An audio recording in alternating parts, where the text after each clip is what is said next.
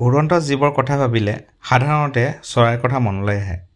কিন্তু কেৱল চৰাইয়ে নহয় কিছুমান অতি বুদ্ধিমান মাছেও উৰিব পাৰে এইবোৰক উড়ন্ত মাছ বোলে ইহঁতৰ ডাঙৰ পাখিবোৰে দেউকাৰ দৰে কাম কৰি পানীৰ পৰা 200 মিটাৰ ওপৰলৈ উৰিবলৈ সহায় কৰে সাধাৰণতে শত্ৰুৰ পৰা পলায়ন কৰিবলৈ এই কৌশল ব্যৱহাৰ কৰা হয়